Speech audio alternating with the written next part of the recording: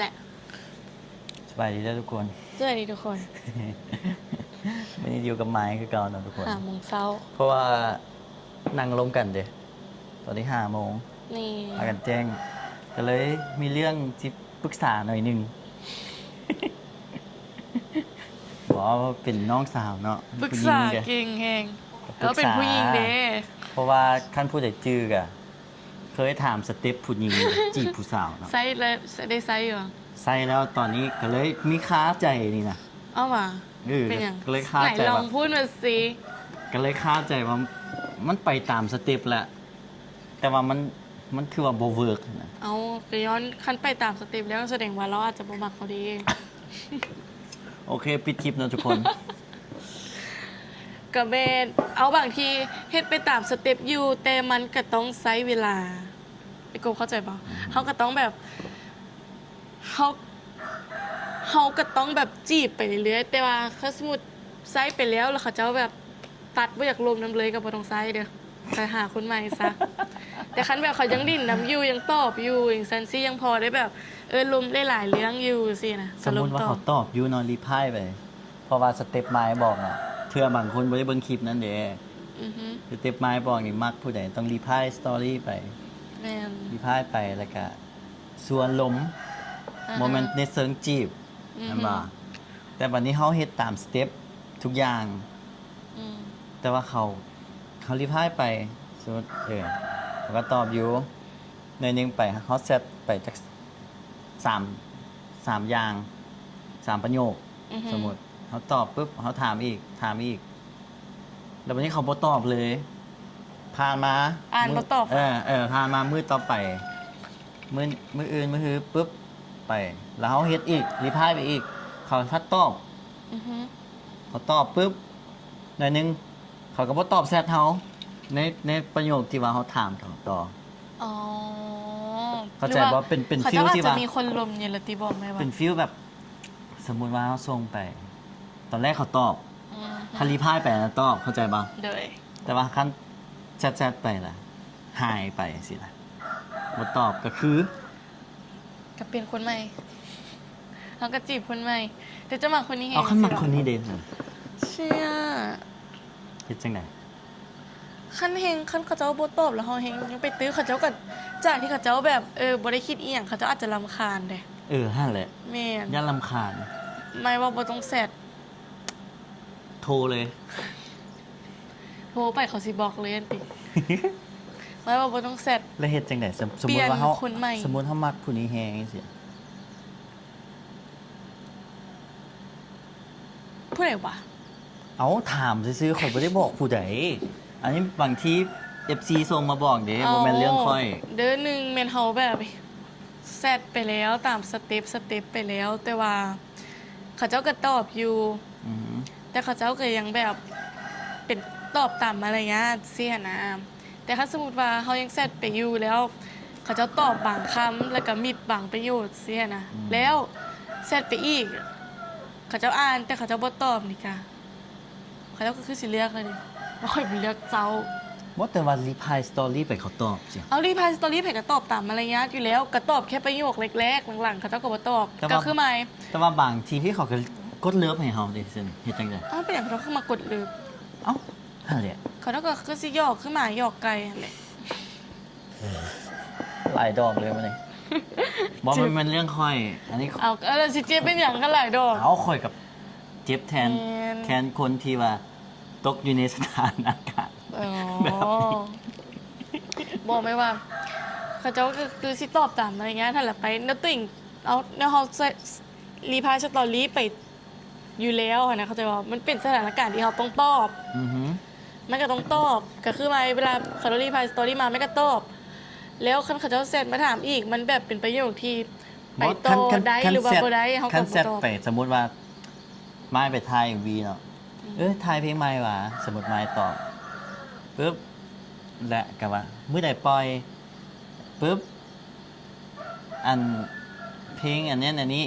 สมมุติว่ามันสนทนาไปนะตอบไปตอบมาประมาณ6-7 เทื่อสมมุติ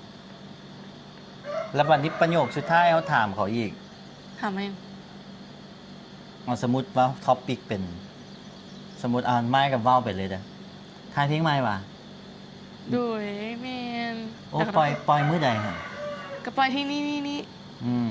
แล้วก็โอ้เพลงเป็นจังใดห้องกับไผไม้ก็ต้องตอบบ่ แม่นทั้งกัน แบบ ต่อ แบบล้มไป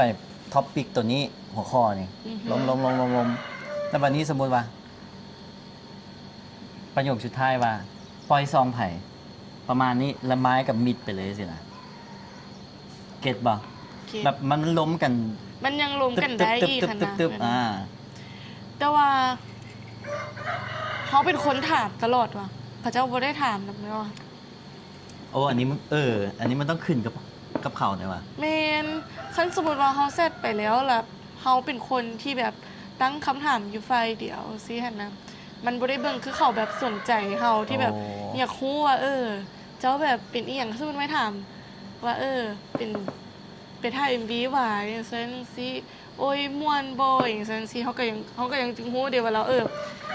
พอแบบสนใจเฮายังแบบถามกลับมาคืนโดยที่แบบเฮาบ่ได้พยายามคนเดียวจังซี่นะ อืม แต่คันมีแต่เฮาถามเฮาก็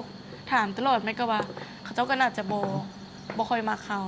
บ่มาเขาสิซะน่าจะเป็นแบบฟิลเป็นหมู่รีพายสตอรี่ได้อยู่ เป็นฟิลที่ว่าเฟรลี่ แมนก็เป็นฟิลเฟลลี่ก็ตอบตามมารยาทไปอะ และสมมุติเขาแชทไปปุ๊บหน่อยหนึงเขาตอบปั๊บแล้วแต่แบบนี้เขาจะ เอาไอ้กบเว้นสิวะ หมอสมมุติว่าเขาคาเวียกอยู่สินะ อือฮึ เขาถามปุ๊บเขาตอบปั๊บวันนี้ประมาณ สมมุติว่าเอ็กพอร์ตคลิปอยู่มันใช้เวลาดนเนาะคือไม้นี่ โดย สมมุติว่า3 นาทีวันนี้เขาจับโทรศัพท์มาตอบปุ๊บเขาส่งไป เขาตอบปั๊บอีก เขาสนใจ แบบว่า เฮา เกิน5 นาทีสินะ เขาก็สนใจเฮา แสดงว่าผู้นี้มีใจ แมนแต่ว่าบางมันก็จะมีคนที่แบบว่ามักตอบแซดไว้เลยคือมาไม่ก็มักตอบแซดไว้ เนี่ยเอาบางทีเขาเคลียร์จังซี่อยู่เห็น เอาไอ้กบคิดเด้อว่าเวลาไอ้กบเส้นหาไม้บางทีไม้บ่ได้ตอบซ้ำไม่อ่านแล้วก็บ่ตอบ อืม แต่มันก็แค่แบบบางแต่แบบมันก็บ่คือกันนี่เนาะไม้เห็นบางทีไม้คิดว่าไม้ตอบแล้วมันเป็นคนมักจินตนาการคำเว้าก่อนสิแซดแล้วไม้ก็บ่ได้พิมพ์หั่นน่ะเข้าใจบ่ อ๋อแสดงว่าการตอบไว้นี่มีโอกาสที่ว่า ต่อไปมันก็มีโอ ผู้หญิง กาสที่จะแบบเราสนใจ อ๋อ ก็ถือว่ามีเปอร์เซ็นต์หลายก่อนยังไงก็แบบเขาเจ้าแบบถ่าแซดเฮาอะนะ แต่สมมุติว่าผู้หญิง สมมติเขาถามไปเนาะเขาถามแบบหัวข้อไปเขาถาม2 3ที่5แล้วเราก็ถามเขากลับ ก็ดีต่อสัน ก็คือว่าโอเค ก็โอเคเราก็อยากฮู้เราก็อยากฮู้ในมุมของเราที่แบบถามไอ้กบเสียนะว่าแบบ แสดงว่าเขาก็มีอีหยังให้กับเจ้าค้นหา เออ ที่เขาเจ้าค้าใจอยากถาม ทุกคนมันมีอหย่างที่อีกฝ่ายหนึงต้องค้นหาอยู่แล้ว อือฮึ คันเขาเจ้ามักในคันเขาเจ้าว่ามักเขาเจ้าก็บ่ถามแม่นบ่ล่ะเอ้าคันไอ้กบมักไอ้กบกูสิอยากฮู้ว่าเป็นจังไหนวะแล้วสิเข้าน้ำกูได้บ่ว่าลองถามแซดแปลงสิสิล้มกันถือคอบ่ แต่ สิ ว่าบางทีเขาอาจจะเฟรนลี่เด้แต่เขาบ่ได้มีใจเด้ นี่ สมมุติเขาไปคิดว่า เอาคิดสมมุติผู้สาวตับไปไอ้ถามไม้ไปปุ๊บไม้กับกลับบางทีเขาอาจเฟรนลี่ แต่เขาก็สิเป็นคือไม้นี่ไม้ก็เฟรนลี่ นะไม้กับเฟรนลี่ พอเวลาไม่ล้มกับคนอื่นไหมแบบมันเป็นคนที่ล้มแล้วสนใจกับคนที่ล้มอ่ะนะเข้าใจป่ะ ไม้จะเป็นคนที่ว่าใส่ใจ ใส่ใจ กับ กับคนที่เขาล้ม ล้ม แต่ว่าไม้กับมีสเปซของไม้เด้เข้าใจป่ะ เข้าใจ เวลาไม่ล้มทุกคนก็สิฮู้ไว้แล้วว่าอันนี้เขาล้มเขาสนใจอยู่สนใจแบบเรื่องของเราอย่างเสียนะมันก็จะเป็นจังซั่นจักไหม่บ่ฮู้ความหมายที่แบบว่าล้มกันแล้วต้องมุ่งที่จะแบบจีบสิหั่นนะเพราะว่าสำหรับไม้คันแบบเขาฮู้อยู่แล้วแหละไปว่าผู้ชายผู้หญิงล้มกัน มันก็ต้องแบบจีบกันอย่างซั่นสินะแต่ว่า นก็ต้องจีบ มันบ่มักในการที่แบบฝ่ายหนึ่งมันมุ่งจนที่แบบเขาเห็นออกสิหั่นนะอยากให้เบิ่งมันเป็นซิลหลายก่อน เขาห บ่ มาย อยาก ว่าคันมุ่งแบบว่า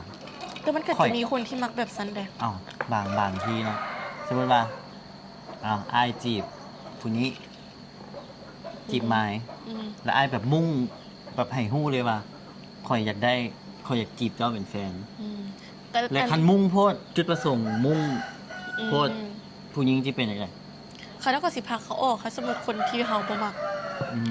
ไม่เคยมีคนที่แบบล้มแล้วเขาจะมุ้งแบบสไตล์คือไอโซไอกบเลย โอเวสไตล์คือที่ไอกบเบ้าเลย แบบมุ่งเขา มุ้งเลย แต่ว่า มุ้ง การ เห็นได้สัต การ ว์เลย มุ่งนี่ก็คือมันชัดเจนเลย แม่มันชัดเจน ข้าใจว่าข่อยเฮ็ดให้เจ้าฮู้ แล้วมันก็สิ เลยว่า เฮ็ดให้แบบคัน คันชัด จะ เจ ได้ น ฮู้ โพ ว่า ด ผู้นี้มักหรือบ่มักมันก็สิจบความสัมพันธ์ได้ไวเด้เขาก็สิฮู้ว่า อันนี้เขามูฟเป็นคนอื่นได้เลยจังซี่นะ อืมแสดงว่าสรุปก็มุ่ง 100%ก็บ่ดี มันก็ขึ้น ฮะ เราบอกไม่ว่ามุ้งกับบ่มุ้งอ่ะมันขึ้นกับคนบางทีคนที่ไอ้กบมักแล้วอาจจะเป็นคนที่แบบอยากให้แสดงความรู้สึกของไอ้กบออกมา เขาจะจึงสิฮู้สินะหรือบางคนก็อาจจะแบบว่าบ่มักให้มาแสดงออกให้มันชัดเจนขนาดนั้น อย่าให้เป็นแบบไปตามสเต็ปสินะถ้าสมมติล้มกันอยู่เขาก็แค่เริ่มล้มกัน อ่า แล้วจีบกัน อือฮึ แล้วก็คบกันสินะเขาใจว่าบางคนเขาเจ้าก็บ่ได้แบบอยากที่จะแบบให้มุ้งเลย แต่แม่ว่าดีนะที่ผู้ชายมุ้งแล้วให้แนวฮู้แล้วบ่มักขนาด เอากะหันแล้วมันจึงบ่เสียเวลาเข้าหมายแบบ เอาเกิดมันก็บ่เสียเวลากบไงเวลากบมุ้งไปแล้วเขาเจ้าโบลิ่นนำไอ้กบก็จึงสิฮู้ไอ้กบก็มุ้งเป็นคนอื่น บางทีเขา แต่ อาจ เจ้า จะ แบบ เขาอาจจะมุ่งผิดบ่อนเด้เข้าใจ แม บ่ นเจ็บ มุ่งอยู่นี่ มันก็สิคือเขามุ้งไปต่ำเล็กขนาดไป อืม ยังไงคันต่ำไหมมันยังสิทะลุอยู่เขาก็ยังมีหวัง คันมุ่งถือบอลมันก็นั่นดี แต่ว่าการที่มุ่งจุดประสงค์เลยอะคำบอกชัดเจนเลยมันก็ดีต่ะ แมนมันก็ดี แต่เขาแค่มุ่งแบบบ่ถือคนที่มักเขาซื่อๆไม่เป็นเวลาใช่ไหมอธิบายจังไดคำมันเป็นจังซั่นไอ้ว่าสิริซะไอ้กบก็ฮู้อยู่แก่ใจอยู่แล้วเขาเจ้าก็บ่มักอยากลมโตมันบ่ล่ะแต่แบบแค่อยากมาถามคำปรึกษาให้แบบให้มายเว้าเข้าข้างไอ้กบอะ แต่พอว่าข่อยบ่ได้เป็นคนจังซั่นข่อยก็เว่าตามความเป็น ข่อ จ ย ริง บ่ได้ว่าอันนั้นเข้าข้างมันบ่บางทีมันบ่แม่นเรื่องข่อยเด้ข่อยก็แค่ แม่น สงสัยแล้วข่อยมา ไม่ก็บอกเด้ ฮะ เอาไม่ก็เว้าเอาไอ้กบถามไม่ก็ตอบตามความคิดของวายในมุมของวาย ก็ อะ หันแหละก็ล้มเด้แล้วควรเฮ็ดจังได๋บัดนี้เอ้า ว่าต้องล้มมาเลย แต่มันมักดิซั่นเฮ็ดจังได๋ มักก็ลองล้มไปเบิ่งบางที เอาล้มไปเลยล้ม ตื้อ ไป ของ เลย โลกตื้อของโลกล้มไปมันอาจจะมีอีหยังที่เปลี่ยนไปดี แต่ว่าเอ้าคันไม้เนาะสมมุติว่าไม้โสดไม้มีแฟนแล้วเลย อือฮึ แล้วผู้บ่าวเขามาจีบสำหรับไม้ในตอนนี้ อือฮึ จะปีว่าสัก ซูซี่ 4 ปี ไม้ยังมีแบบสเปคบอกว่า แฟนข่อยนี่ต้องบ่เกิน สูง บ่ สำนั้นสำนี่หุ่นมีบอกมันต้องมีบอก บ่แต่สำหรับไม้ ในอายุ ห ก่อนนี่ อายุเว้นหน้าตามันก็สำคัญนะเวลา อ่า เขาสิลง หน้าตามา ให้ ก่อน สินะเพราะเราบ่เคยรู้จักกันเด็ด อือฮึ แต่ถ้าสมมุติว่าเป็นที่แบบว่าเขารู้จักกันอยู่แล้วได้แบบได้เจอได้เห็นกันอยู่แล้ว นั่นแบบ แล้ว มู เขา ต่ มั อก มู แล้วเขามักนิสัยเขาเจ้าอยู่แล้วหน้าตามันก็บ่สำคัญ อืม แต่คัดเป็นแบบคนที่เขาบ่เคยเห็น หรือว่าเคยลม แล้ ส ว ลับไม้หน้าตา แล้วถ้าสไตล์แบบเขานี่ฮู้จักคนนี้ อือฮึ แบบมะเฮารู้จักกันเป็นไอ้น้องกัน แล้วไม้ผัดมักบักแบงสมมุติแต่ไม้บ่สนิทแบงกันน่ะ อืมเอ้าเขาก็จะมีวิธีแบบ แต่ว่า ไปเล่น ไอ้ ไก่กบ ไอ้ เพื่อได้ อยู่ เจอเสียนะ ไอ้อยู่ข้างกลาง อืม เป็นฟีลแบบไอ้อยู่ข้างกลางแต่ว่าไม้นี่มักผู้นี้แบงเนาะแต่ว่าเป็นจังซี่นี่ในเคสจังซี่นี่มันจะมีโอกาสหลายก่อนบ่ แม่นเพราะว่าเขาสามารถส่งซิกกันได้ อืม เข้าใจบ่เอ้าเวลาเขามักไผเขาก็สิมักเหลียวเบิ่งผู้นั้นแม่นบ่ล่ะ อืม หลายอย่างสายตาที่เขาเบิ่งเสียนะเวลาไม่เบิ่งคือ แบบพวกไอ้เบิ่งไอ้กบเบิ่งแบงค์เอียงสิมันก็จะเป็นสายตาคือปกติเนาะแต่ว่า เวลาเฮามักไผมันสิแบบชื่อว่าจังไดวะมันรู้สึกว่าการ มันจะบลิง เอ ว่ะ อ ตา แบบ มันซะ มันคนที่ถูกเบิ่งนะสิฮู้เข้าใจปะ อืม เพราะว่าแบบผู้นี้แบบสนใจเขาเป็นพิเศษเลยอย่างซี่นะแล้วเวลาที่แบบเขาไปใส่คันสมมุติว่ามีผู้นั้นอยู่เขาก็สิอยากไปนำ มันก็สิให้เห็นแล้วมันก็สิแบบได้รู้จักกันได้แบบล้มกัน มีโอกาสล้มกันต่อหน้าหลายคนคนที่บ่เคยรู้จักกันเลย แ บางทีแบบมันเจอกันอยู่ Facebook เนาะ อือฮึ บ่ได้ฮู้จักกันเลย แต่อันนี้พัดไม้นี่ฮู้จักอ้ายกับฮู้จักแบงค์ ฮู้จักผ่านหมู่ ฮู้จักจังซี่นี่มันมีโอกาสหลายตอนนั่นบ่เพราะว่าเครื่องกลางก็จะไปเว้าให้ผู้นี้ มันเจอ นี่ก็ไปเว้าให้ผู้นี้ ไอ้กบจะมีบอลที่สามารถจีบเราได้นี่ อืม ก็คือแบบในสินี่เอามีหมู่หมายมาสิไอ้กบก็สามารถเว้าจีบอย่างได้สิเป็นปะล่ะ อืมแล้วเขาก็จะถามว่าโอเคบ่ผม ไผก็ เอาสมมุตินะจะมันคืออย่างไร ถามหมายถึงเขาเจ้าอะถามเฮา สมมติว่าเฮาเป็นคนกลางคือไม้ว่าหมู่ไม้แต่สมมติไอ้จีบหมู่ไม้ อือฮึ หมู่ไม้ก็จะถามไม้ว่า อ๋อ ผู้นี้โอ ผู้ เค นี้โอเค บ่ บ่แม่นแล้วเขาก็สิบอกตามตรงว่าโอเคสิหนนาเข้าใจบ่มันจะมีคนที่ดันเขาได้หั่นนะ มันจะมีแบ็คหลังเฮาสินะแบบคนนี้โอเคลมเด้อลมได้เซนซี่เซนะมันก็จะเป็นจังซั่น แต่กันในสรุป สรุปยังสรุปไม่ก็บอกตามไปกูเขาแล้วอ่ะ สรุปก็คือเซาหรือต่อ บ่ต้องเซาคันมักเตาะก็เตาะไปรู้ ต่อไปอีก เตาะจนกว่าเจ้าสิท้ออะบางทีเตาะไป10รอบเทื่อ11อาจจะสำเร็จดิ เออ แม่นบ่ล่ะ แม่นนะครับ แต่วันนี้ฮอตเตาะหลายมันก็รู้สึกว่าเชี่ย เขาก็เตาะแบบบ่น่าเกลียดเวลาแบบเขาเจ้าโพสอย่างไปโพสบอสิหรือไอ้กบเขาเจ้าอาจจะเตาะแบบคนที่มีคนลมอยู่แล้วสิบอกบางเพราะว่าบางคนลมให้เขาก็มักลมเธอละคนนี่ แต่อ้ายพันหลายคนเลยบัดเพื่อเนาะอันนี้เป็นส่วนตัวเฮาเราต้องเพื่อดิ อืม เพื่อมันเป็นฟิลแบบไปหากินนะมันมีอุปกรณ์แล้วเขาต้องไปวางจุดถามบนนี้ใหม่บ่ได้ป่าต้องไปเอาใหม่อื่นได้บ่ละมัน เอาสมมุติเขาเอาจากหมายเดียวนี่บางทีเขากินเหี่ยวเลย ก็แม่ มันบอกแต่เขาก็มาเสียเวลา แล้วเขาสมมติเขาต้องฮู้จักกันนี่สิเป็นคือแบงค์หัน หึ เขาสมมติเขาต้องฮู้จักกันเด้ อ๋อ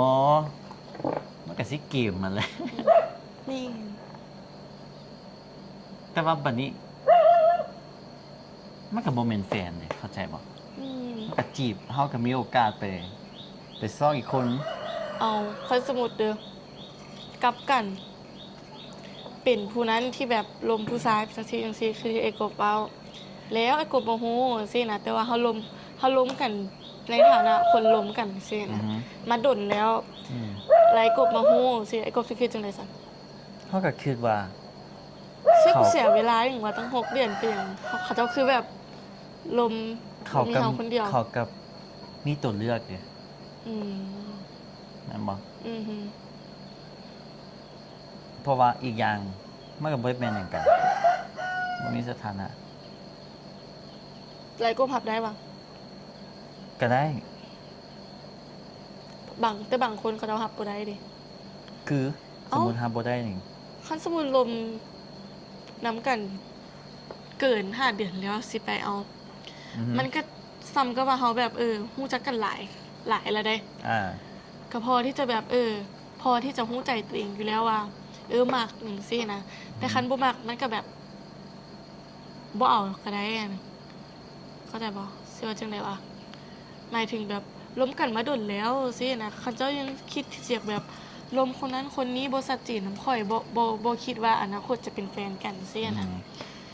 ก็บ่ต้องล้มข่อยก็ได้เจ้าก็ไปล้มคันเจ้าแบบมักให้มีตัวเลือกหลายๆเจ้าก็ไปเฮ็ดแบบซั่นกับคนอื่น แต่บางคนนี่เขาเจ้าบ่มักเขาเจ้าก็แบบบ่ต้องมาล้มข่อยก็ได้ถ้าสมมุติว่าเจ้าคิดว่าเจ้าอยากได้ตัวเลือก อือฮึ ซี่นะเฮาก็บ่อยากเป็นตัวเลือกของไผคือกันเดี เออแม่นเนาะ อืมซับซ้อนเนาะบ่ต้องมีดอกแฟน แต่ว่าผู้นั้นน่ะมีแฟนแล้วว่ะบ่ โอ้มีสิไปมีผู้นั้น ถามซื่อ เขาแค่ ๆ คิ มั ด น ฮอด เป็นเรื่องของ คนเก่า กบเลยทุกคนมันเป็นเรื่องของกบ แหน่ พอมีคนอินบ็อกซ์มาเลยว่าเจอสไตล์นี้เฮ็ดจังไดปรึกษาให้แหนี่สินะ ก็เลยปรึกษา ขับลักกระเตาะ ต่อจังได๋สิ ต่อเป็นกระตอเลยเว้ย ต่อไปแล้วบัดนี้ เขาบ่มักเด้เฮ็ดจังไดสั่นถ้าสมมุติไม่แซ่บไปต่อสิเนาะเอามีผู้สาวมาต่อไอ้กบต่อรีพลายสตอรี่ตลอดสิไอ้กบสิมีสิทธิ์มักเราบ่ล่ะเคยมีบ่ บ่เด้ ไม่เคยว่ะ คันบ่มักก็บ่มักเลย เด้เห็น ต้อ บ่ ให้เขาต่อ นี่ ต่อเป็นปีครับผม นี่มันเกิดจังซันผู้หญิงเกิดคือกันถ้าสมมติว่าเขาไปเจอคนที่เตาะแหงแล้วเขาแบบ จากที่เขาเคยแบบตอบแล้วสินะก็เริ่มเป็นแบบอ่าน แล้วก็ตอบแน่บ่ตอบแน่แล้วก็อ่านแล้วก็บ่ตอบเลยแล้วเขายังตอบไปเลยเขาจะก็สิแบบโอ้ยบักอันนี้น่ารำคาญเบ็ดแซดมาตลอดกูบ่ตอบปานนี้เกิดปานก็คือสิยังบ่ฮู้ว่าสิ อืม มันก็จะเป็นจังซัก ก้านเลยอ้ายเลยก็คือจังซี่ล่ะและอีกอย่างการที่เฮาไปเตาะเขาเจ้าหลายเกินบางทีมันแบบเฮาคือลดคุณค่านะ มี คุณค่าของเฮานี่นะผู้นั้นบ่เห็นค่าเด้เขาบ่ได้มักเด้ เตาะหลายบ่เตาะมันบ่ได้เกี่ยวกับว่าลดคุณค่าดอกหมายว่ามันขึ้นที่เฮาแบบคิดหลายก่อนไม่เคยซ้ำก็ว่าเฮาเป็นคนเต็มที่กับแบบการที่จะจีบเจ้าสิหั่นน่ะถึงว่าการเต็มที่ของข่อยมันจะอยู่ผิดบอน ก้านแล้วมันเป็นฟิลที่ว่าไปผิดหมาย อืม เราบ่ได้หยังเลยนะได้แต่ความเสียใจ เสียใจซะเหมาะ กลับมาบ่ ตอบว่าสันไม่เสียใจมา แต่มันเสียเวลาเลย อ๋อเสียเวลา แต่คันว่าเฮารู้สึกกับเขาเจ้า มันก็สิเสียใจ อืม แต่ไม่แคร์บ่แม่นของอ้ายเนาะ ต่อไป อันนี้บ่แม่นเรื่องของกบเลยทุกคนเนาะ ว่าเป็นเรื่องของไอ้กบไม่ฮู้อยู่ เพราะว่าไอ้กบเราหากระลมกับผู้สาววางหัวแรงนี่ดิ ฮะ ลมก็ไผนะเขากับผู้สาว แต่ว่าคันแบบ ผู้หญิงมักบ่ผู้ชายโทรไป คันลมกันก็มักเลยเนาะ แต่ว่าจีบกันอยู่ จีบกันอยู่แฮงคอ รู้สึก ไป รำ แฮง คาญ มา บ่ บ่รำคาญรู้ ส สึ ม ก มุติ ว่า ว่าอ้าวเอาไม้กับมีใจครับผู้นี้ รู้สึกว่ามันเป็นเรื่องที่เพราะว่าผู้หญิงทุกคนเขาจะมักในการที่แบบ ได้ลม โบสิว่าจังไดคันได้ลมคัดจีบกันอยู่สินะเจ้าเฮ็ดทุกอย่างก่อนโดยที่ข่อยบ่ต้องขอแบบมื้อนี้ขอกันบ่จังซี่นะแต่ไอ้กูเป็นคนขอไปเลยมันก็สิรู้สึกว่าแบบเฮ้ยรู้สึกดีหมายก็รู้สึกดีค่ะสมมุติว่าล้มกันแล้วเราเป็นคนคอมาก่อนแล้วแฮงเป็นวิดีโอคอลอีกแฮงแบบแฮงรู้สึกดี แต่ว่าอันนี้เป็นโทรเนาะ อืม แล้วสมมุติว่า มันจะมีบางคนนะคือส่วนตัวอ้ายเนาะให้เป็นผู้ชายอ้ายไปใส่เฮ็ดหยังแต่ว่าเฮาบ่ได้ส่งรูปให้เบิ่งอะนะเก็ตบ่แต่สมมุติผู้หญิง มีแต่ผู้หญิงถามว่ะ มีแบบผู้หญิงสมมุติสิซื้อเครื่องแล้วก็ส่งมา ส่งรูปวิดีโอ ผู้หญิงคิดจังได๋ น่าฮัก แสดงว่าเขาอยากอัปเดตว่าเขา มันเบิ่งคือเขาเจ้าใส่ใจเฮาโดยที่เฮาแบบบ่ต้องให้มาคิดบ่ต้องไปถามสินะว่าเจ้าไปใส่อย่างซั่นสิเอาอีหลีได้ไอ้กบไปลิ้นสินะไอ้กบแค่ถ่ายให้เราเบิ่งบ่ต้องแซดแล้วก็รู้สึกดีแล้วยังไงก็รู้สึกว่าแบบเราแบบ เขาก็ เฮ็ด ส่ ให้ งมา เฮา ให้ บ่ เบิ่ ต้องกังวลเวลาเราออกไปใส่ให้เฮาแบบสบายใจสินะมันแต่ว่ามันเฮ็ดให้ผู้ชายแบบนั้นน่ะมันเบิ่งคือน่าฮักนะเบิ่งแบบเป็นผู้ชายน่า แบ ฮั บ ก คือไอโซเสีย อืม เห็นบ่ไอโซไปใส่กระทรงเด้อมีเด้อมี แม่นมันก็จะแบบเขาก็บ่ต้องกังวลสินะบ่แม่นว่าเขาบ่เชื่อใจได้แค่แบบว่า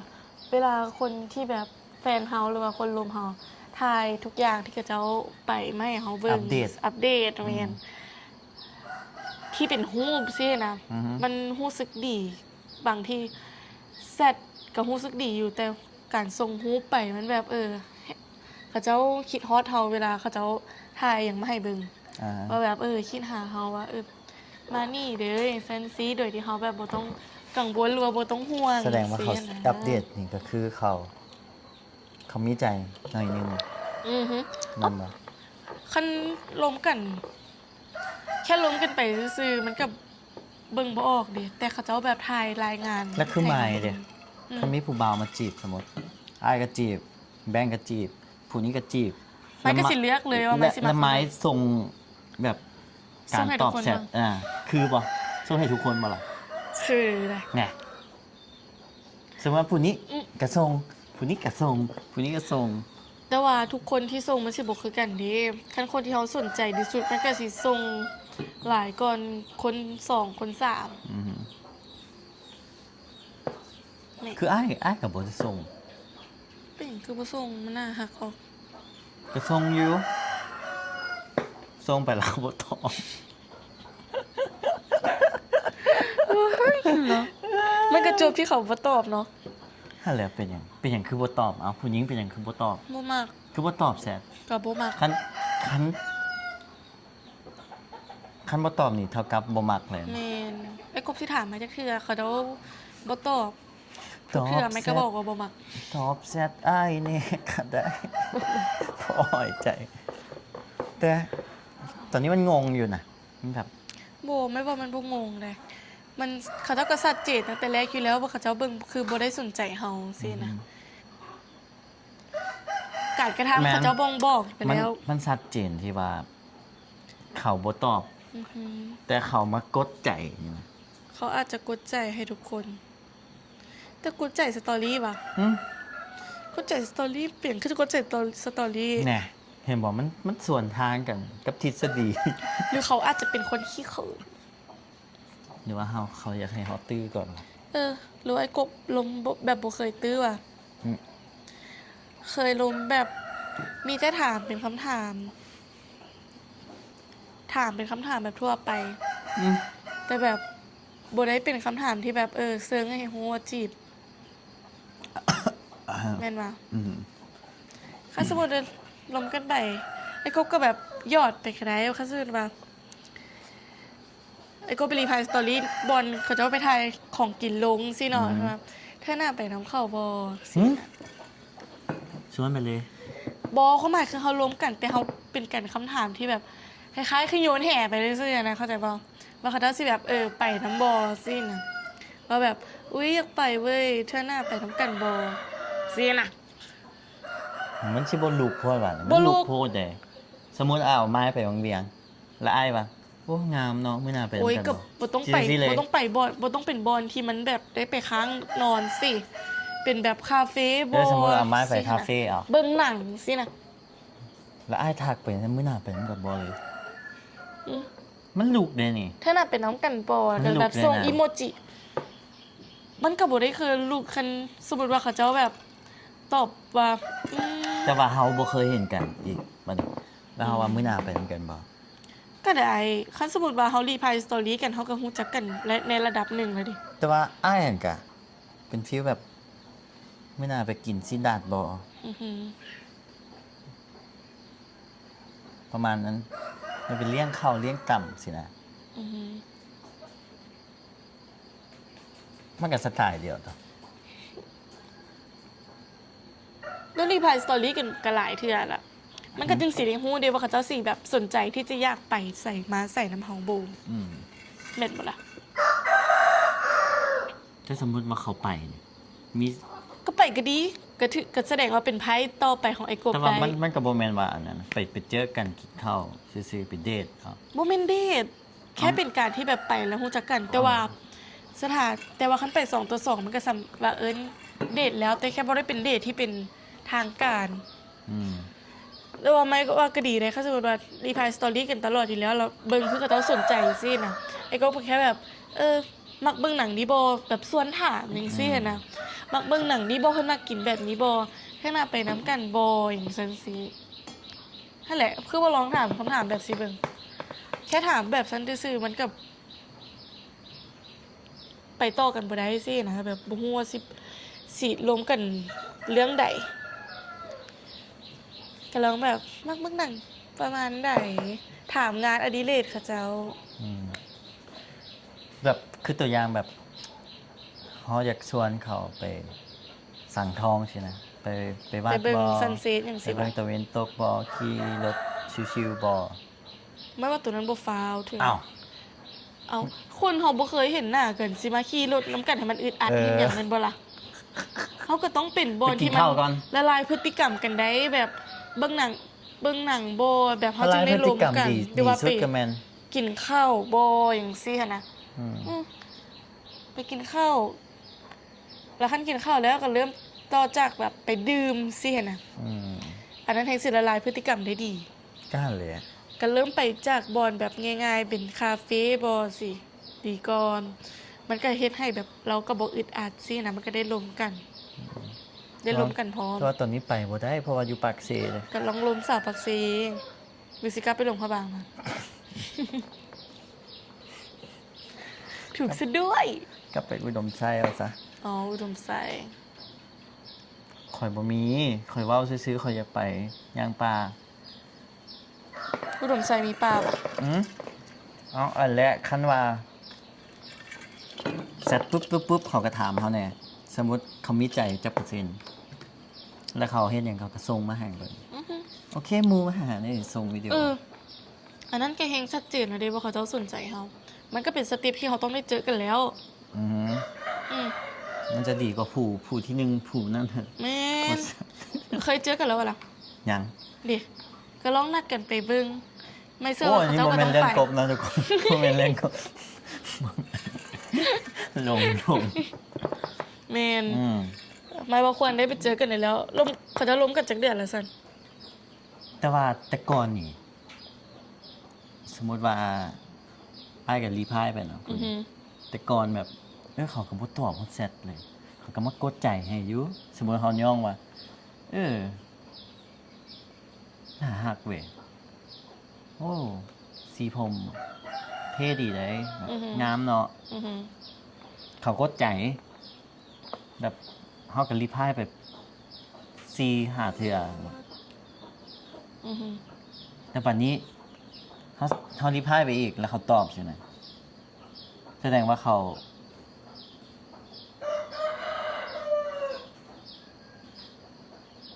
ก็แสดงว่าเขาจะบ่สนใจ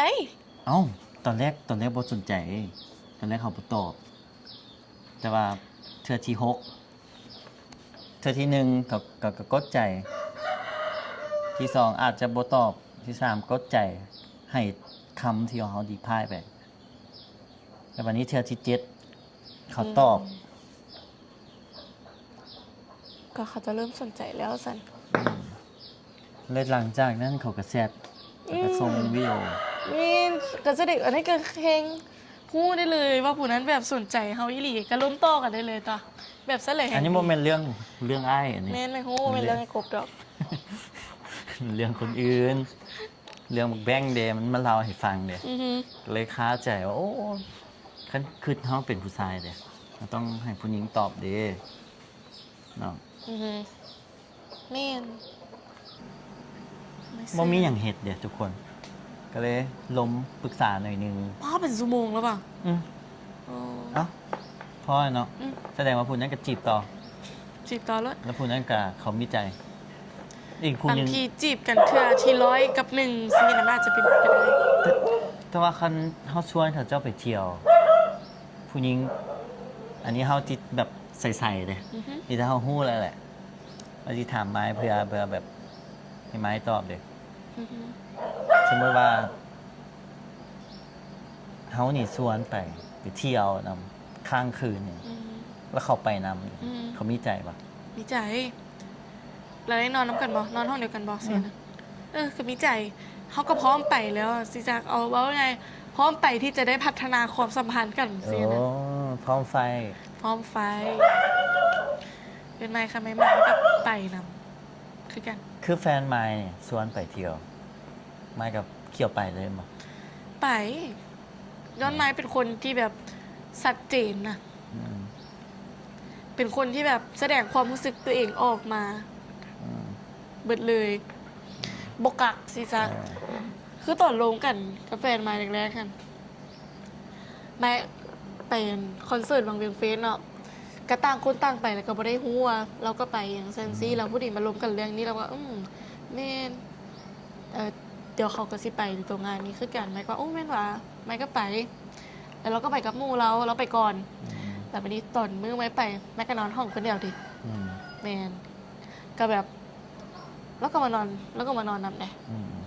แต่ว่าบ่ได้แบบบ่ได้เกิดเลยอหย่างใดความหมายคือแบบมานอนนำแบบมานอนนี่ แต่ นะ ว่าล้มกันแล้ว รวมกันแล้ว แล้วเป็นอย่างเจ้าคือให้เขามานอน เคยไปลิ้นน้ำกันมาแล้วนะเข้าใจบ่ แบบความสัมพันธ์ อ๋ มัน อ ใกล้ เป็นอย่า จะ ง เป็น คือ แฟนแหละ บ่ อ้าว ก็เฮาก็สิรวมกันเล่นลิ้นนี่นะ โอ้ ก็คือไอ้กบเว้า อ๋ หั่ อน นะ แบบล้มกันว่าโอเคล้ม แม่น ล้มกัน แม่น และคันมันเวิร์กจึงไปต่อ แม่นแต่สำหรับไม้ตอนนั้นมันบ่ได้คิดซะว่ามันเวิร์กหรือบ่เวิร์ก อืม แค่ว่าเฮาตกลงกันแล้วว่าความสัมพันธ์เรา ซ้ำนี้ แค่แบบแค่ ชัดเจน ซ้ำนี้เด้อ อ่า ชัดเจน จะบ่แบบจะ บ่ บ่ ผูกพัน ข้ามสเต็ปแฟน อ่า ก็เลยเฮ็ดทุก วินๆ อย่างให้มันเต็มที่แม่นวินเฮาก็สบายใจเฮาอะนะ อืม เฮาก็แบบเฮาอยากกินหยังก็ได้ อืม เฮาสิลมก็ไผก็ได้ อืม เสียนะแต่ตอนมาลมกับเราสิมันก็มีคนทักมาอยู่แต่เฮาก็แบบเฮาก็เลือกค่ะนะ อืม บางทีคนเฮาบ่มักเฮาก็บ่ตอบ อืม แต่เขาก็ลมคนนี้แล้วก็ชัดเจนแบนที่ว่าไปลิ้นหนึ่งสินะแล้วมานอนน้ำหนึ่งสิแต่ว่าหมู่ไหมเขาเจ้าก็มาอยู่นำในห้องค่ะนะ อืม แม่มันก็บ่ได้แบบนอนน้ำกัน อืม แต่มันกับได้นอนกัดกันก็รู้สึกดีแล้ว แม่นเลยเนาะจะมาฮู้แก่ใจแล้วแต่ถามซื่อๆว่าข่อยก็อยากกลับเวียงแล้วตอนนี้ เดี๋ยวเขาก็กลับ คิดว่าจะได้กลับ10ที่7ที่8 ยังอยู่ดนเลยทุกคน กลาง พี่เดื เดื อน อน หนึง พุ่น เลย น่ะกลับนะ ยังอยู่ดนปากเส ไอ้คันได้กลมสิกลับก่อนก็กลับก่อนก็ได้ ไปกลับจังได๋ไอโซเด้ก็คอยเมื่อพร้อมกัน รถไอ้สูตรจังสิขี่กลับได้บ่ โดยเช็คเนาะประมาณนี้ป้อลมกันเพลินเลยป่ะ แม่น อันนี้บ่แม่นเรื่องของกบนะทุกคนเราสาธิตซื่อ โดย ๆเหตุการณ์ของหมู่ของครูสิล่ะ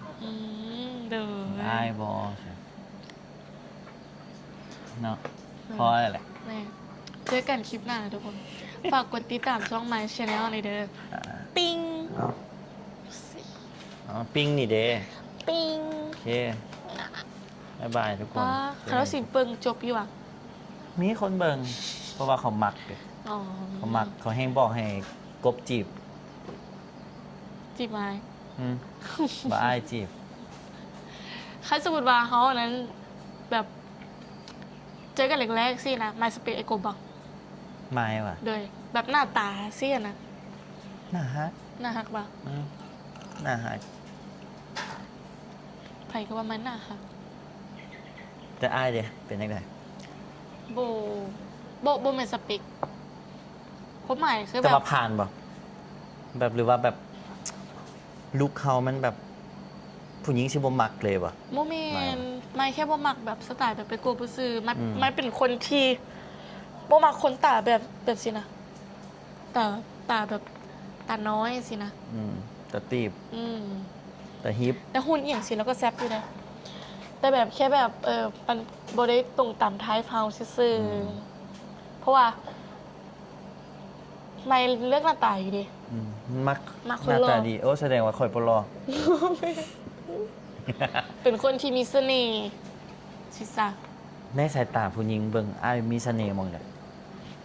เวลาลมกับเวลาหยอกไหมบ้างเวลาแบบไอ้กบหยอกสินะไอ้กบบ่ได้เป็นคนกักอารมณ์ตอนหยอก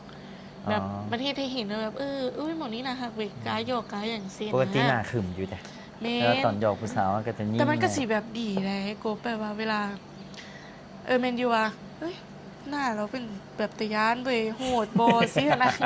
แต่ข้างนอกได้ล้มกันแล้วเป็นคนตลกสินะมันก็จะมันเขาเจ้าสิเบิ่งลูกไอ้กบเปลี่ยนเลยนะเวลาเขาเจ้าได้มาฮู้จักสินะเขาจะสิเบิ่งแบบวิน่าฮัก แบบ สินะ คนที่ว่าเบิ่งภายนอกที่ว่าจักกัน แม่น มันสิลุกว่า เวลาเขาเจ้ามาเห็น อืม ตู่ตนไอ้กบอีหลีมันก็สิแบบ โอ้ผู้นี้ก็น่าฮักว่ะสินะ เออว่าเฮาหน้าโหดแต่ว่าเฮาฮักเด็กเลย หน้าโหดอยู่ในโหมดคิตตี้ มถือว่าได้อยู่เนาะ นายอยู่ มีแต่ไปบอกกันหน่อยจ้ะ ไม่บอกใครไม่บอกใครเจมส์ก็บอกใครในบอกใครในสองคนนี้ โอ้ยมาหยอกเสือนี่เป็นหมอกเป็นมุกเนาะอยากได้ผู้หญิงที่อันนั่นแหละที่ มา มา ผู้ สวย หญิง ถ่ายคลิป ที่พี่โอก็ได้น้อยเฮ็ดเข่าเฮ็ดอย่างกับบักจริง ใช่ปะป้อจน4 ชั่วโมง ไปเว้ายาวแหละบ๊ายบายทุกคน บ๊ายบายทุกคน พอละไม่ได้ตามตีเลยนี่ เจอกันคลิปหน้า ลงคลิปยาวเลย ยาวเลยเนาะ เอาให้มันฮอดชั่วโมงใช่ปะ โอ้ย หยัง ใครอ่ะ บอกแล้ว แซวหน้าเบิ่งดูสิบอกว่าผ่านบ่ผ่าน โอ้ยค่อยบ่ต้องเกี่ยวกับอันนั้นเดี๋ยวเขากระทรงเดี๋ยวเขาถ่ายคลิปเลย นี่ใส่อะ ได้ นี่ใส่ บ่บอก ขอเบิ่งแน่มันมี บ่ ไอ้ถามเนี่ย อืม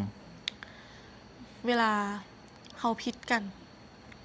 เป็นแฟนแล้ววะ สิจ๊ะ โอเค เวลาผิดกัน ว่าเป็นเรื่องใหม่ติ กันเรื่องไหมแหละ เอา บอถาม เออ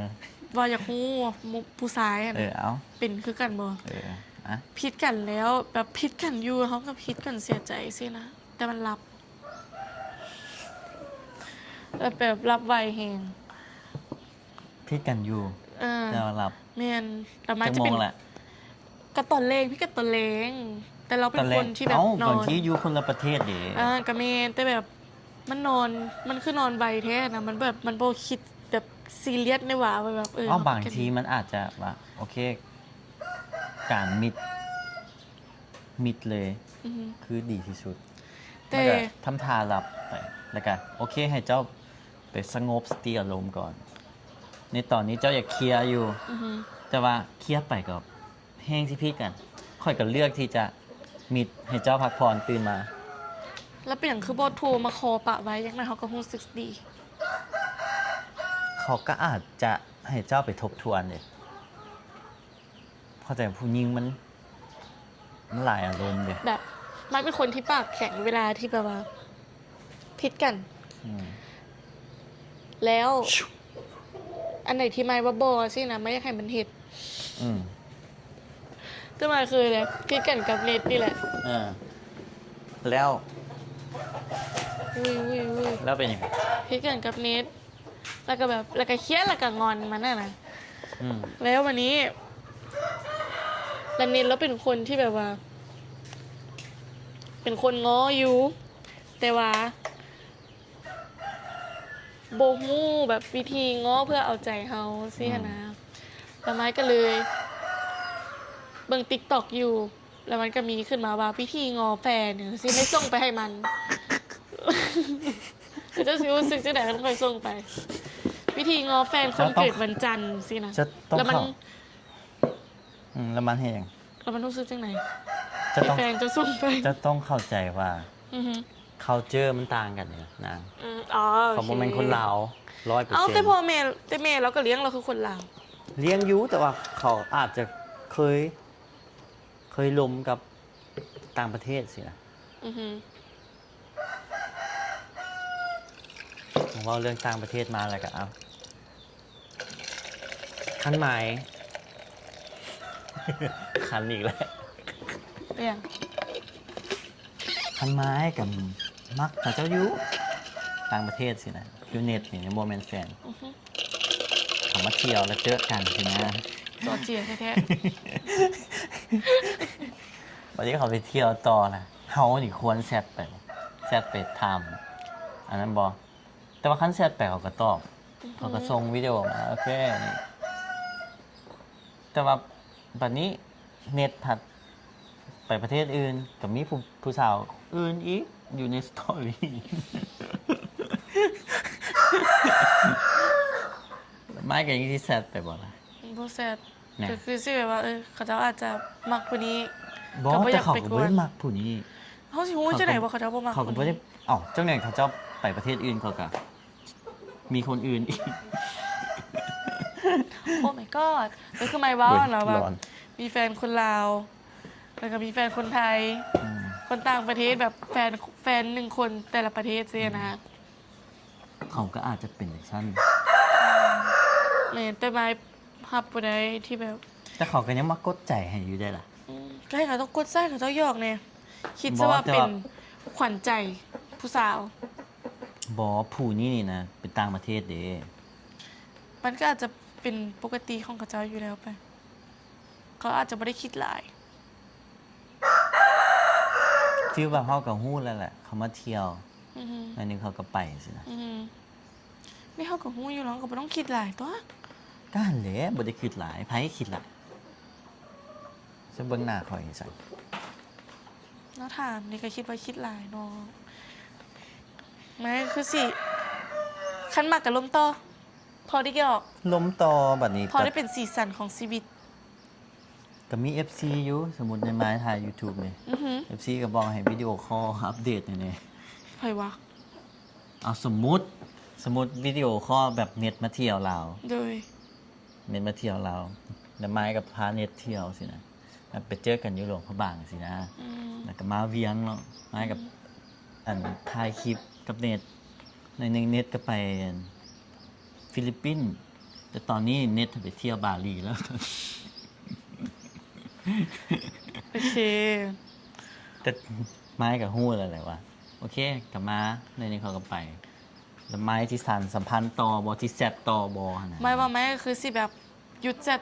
ตอนนั้นก่อน แล้วจะเป็นฟีลแบบรีพายสตอรี่เอาคันเฮาแบบ อือฮึ เริ่มรู้สึกโอเคแล้วสิ แต่เขาก็คือทอดเขาอยู่เดี๋ยวสิ เส้ แต่ น เขา หา ก็ เขา อยู่กับผู้บ่าวเดี๋ยวสิ ก็เส้นเอา เพ เขา ราะเขาอยู่กับผู้สาว เรื่องของไม้นะมันเป็นเรื่องไอ้มันเป็นเรื่องกลมเด้อทุกคน เริ่มอะไรกูอยากนอนแล้วนี่ ไปพอดีชั่วโมง ไป ห น นึ อง น ละก็ตามนั้นแล้ว ว่า เนาะ ตามบ่ไหวละ ทุกคนเนาะ FC ก็บอกให้โทร